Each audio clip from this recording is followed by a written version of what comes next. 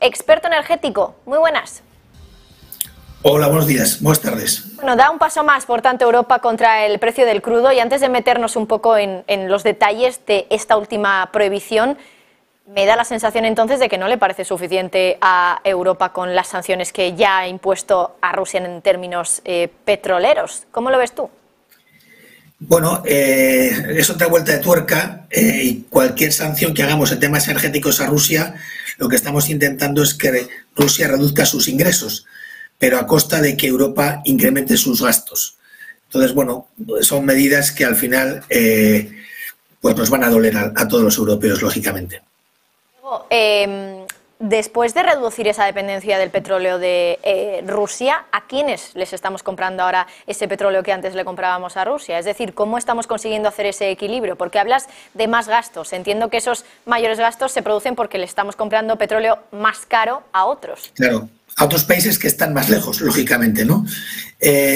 Lo de esta sanción que quieren hacer ahora, este oleoducto se había mantenido abierto y se mantiene abierto, tiene dos ramales, uno más al norte que coge a Polonia y Alemania, y otro que coge a países del sur más interiores que no tienen mar. Entonces, la parte, yo he entendido que la sanción, la parte de los países que no tienen acceso al mar, como puede ser Hungría y otros países, ¿no?, como República Checa, que no tienen acceso al mar, ahí sí seguirán suministrándole petróleo. Pero en cambio a Polonia y Alemania, que tienen acceso al mar, no tendrán ya este suministro de petróleo.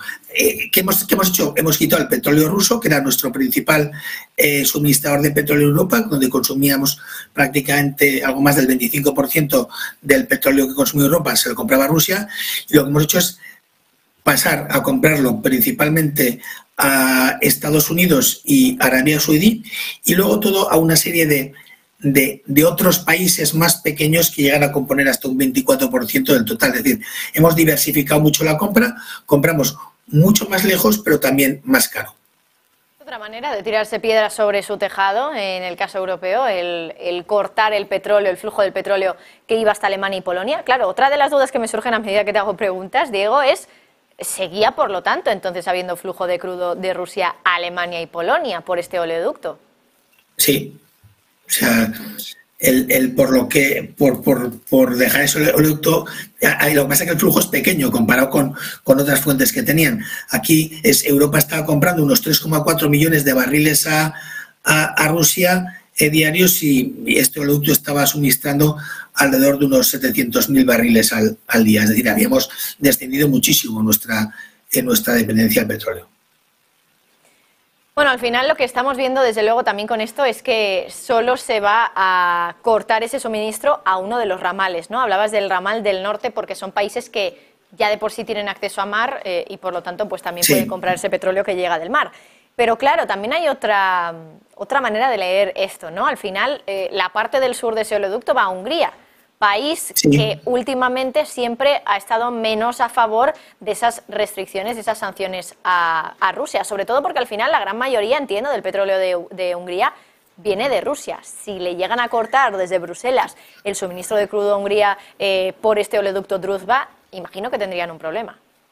Y muy gordo, que es más, en el anterior paquete de sanciones, cuando se empezó a hablar y Víctor Orbán empezó a negociar y a decir que por favor no cortaran ese oleoducto, lo defendió bien y vino a decir que habían salvado a Hungría de una bomba nuclear, ¿no? O sea, que el haber cortado el suministro de petróleo para ellos sería como el lanzamiento de una bomba nuclear, porque los problemas que iba a tener el país iban a ser muy importantes. Entonces, yo creo que aquí Orbán está actuando de una manera un poco más inteligente, pensando en las repercusiones que va a tener en su economía hacer esas sanciones, que al final es un análisis de coste-beneficio. Igual pienso que le voy a hacer daño a Rusia con esto, pero es que me voy a hacer mucho más daño a mí, ¿no? Entonces, bueno, pues ese es un poco el análisis que tenemos que hacer todos en este tipo de sanciones.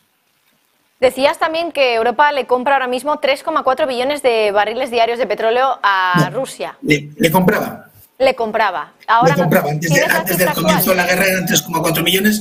Ahora, pues por este oleoducto estaba entrando alrededor de de unos 700.000 barriles diarios. Estos 700.000 barriles, tú que controlas un poco más las cifras a modo general de cuánto compra petróleo Europa, ¿es mucho como para que ahora tengamos que irnos a comprarle a otros actores y nos veamos un poco más perjudicados por estas sanciones? ¿O es algo simbólico? No, puede ser un 6%. ¿Un 6%? O sea, al final es un... ¿De todo lo que compramos actualmente? Sí. Claro, este 6%... Sí, date cuenta que 3,4 millones venía a ser un 26%. Entonces, 700.000, pues hace un poco la regla de 3. Pues Diego Mateos, queda todo muy claro y cifras muy claritas, desde luego. Experto energético, como siempre. Muchísimas gracias. Gracias a vosotros. Un saludo. Y por cierto, hablando de